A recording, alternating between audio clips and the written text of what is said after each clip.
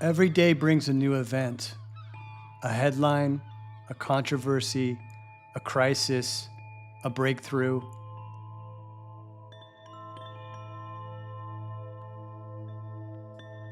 Something demands attention, something demands interpretation, and before one story has settled, another arrives. A new conflict, a new technology, a new prediction, a new explanation. The pace accelerates, the volume increases, the sense of certainty does not.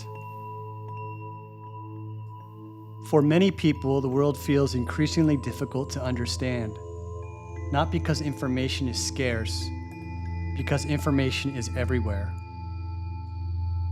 We are connected to more events than any generation in history. We see wars unfold in real time.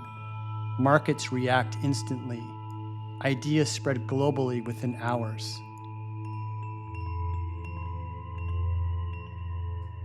Every day brings new voices, new experts, new narratives competing for attention.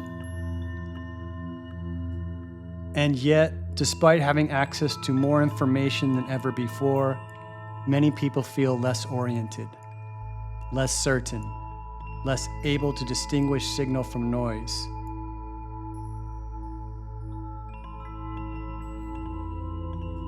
The world appears increasingly chaotic. But what if the problem is not the amount of information? What if the problem is how we see?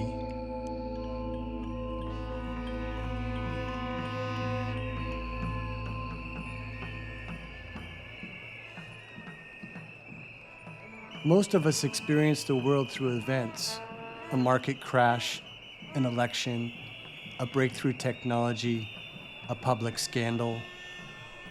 Attention gathers, an explanation forms, and the event becomes the story.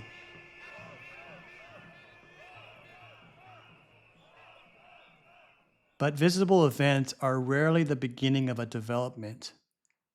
They are usually the point at which a development becomes visible. Long before a housing crisis appears in headlines, conditions have been forming.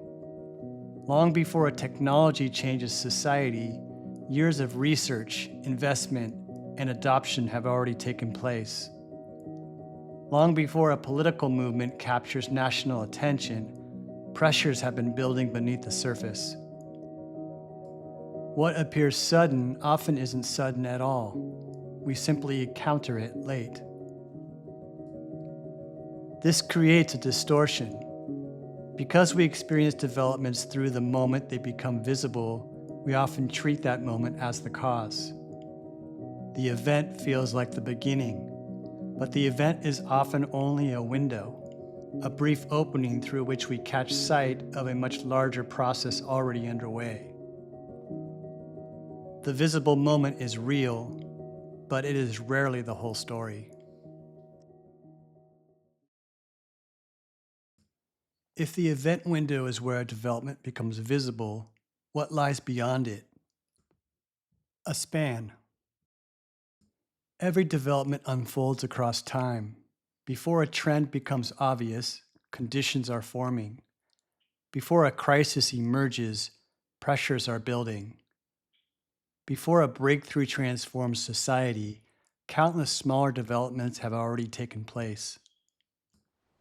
The visible event occupies only a small portion of the larger movement. Most of the span remains outside immediate attention.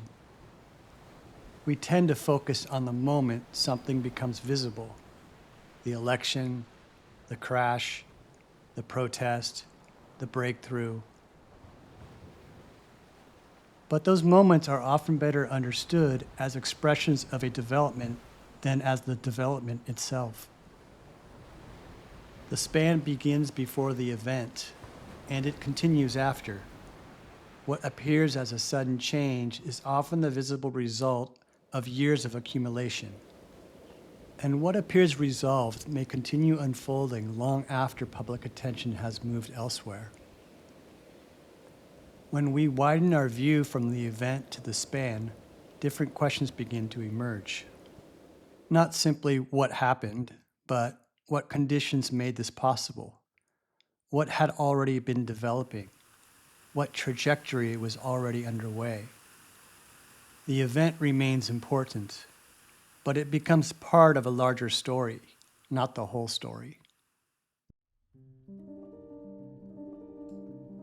But seeing the span is only the beginning. Understanding requires interpretation.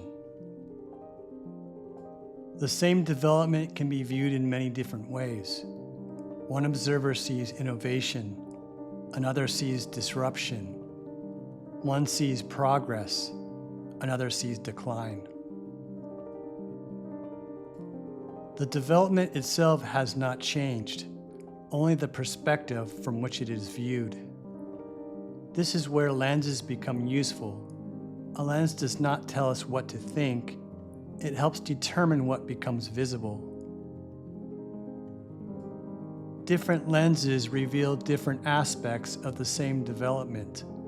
Some draw attention to incentives, others to scale, others to recurring patterns that emerge across time. No single lens captures the whole picture. Each reveals something, each obscures something. The long span is built around a collection of lenses designed to make larger developments easier to see, not to eliminate complexity, but to navigate it more clearly.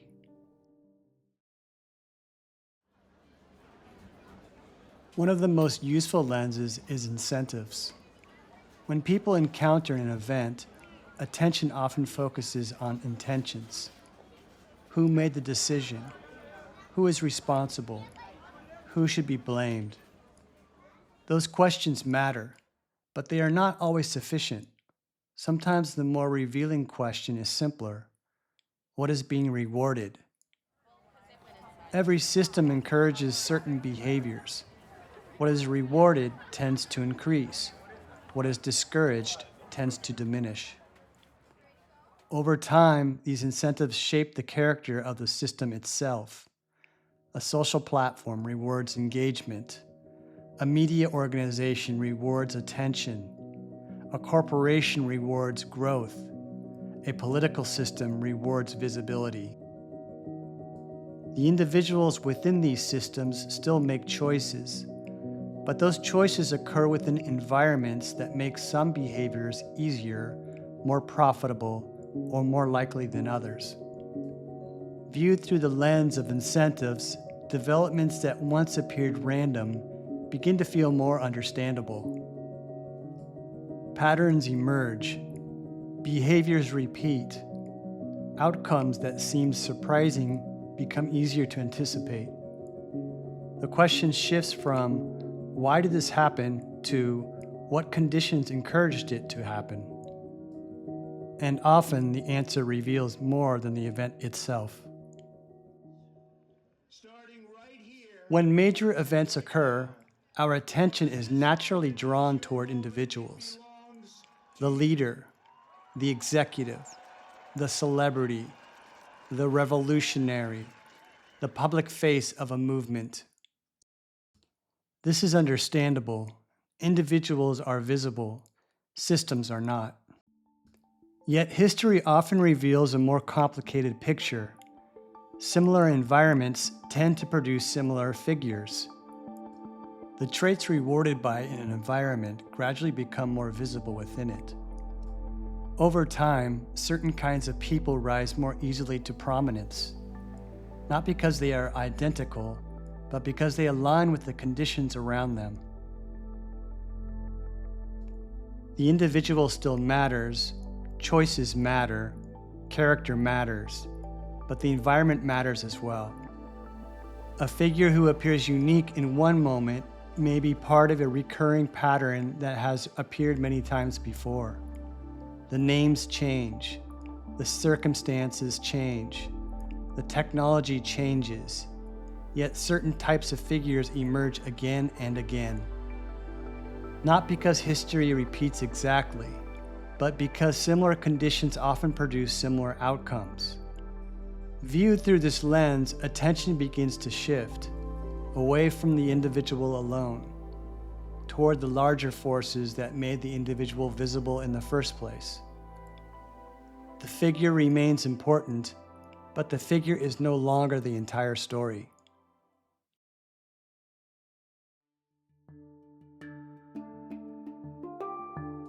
The world does not become simpler once seen this way. Events still matter. People still matter. Uncertainty remains. But the frame begins to widen. The visible moment becomes part of a larger span. The span becomes easier to interpret through a collection of lenses. Patterns that once appeared isolated begin to reveal connections.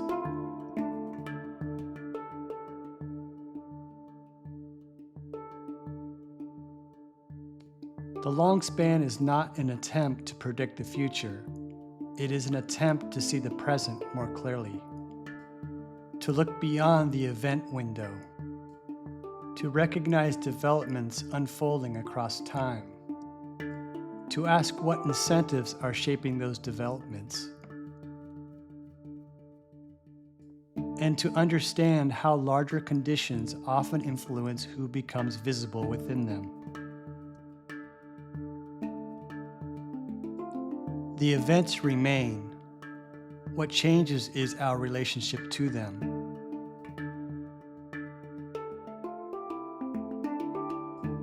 The long span is a framework for seeing differently.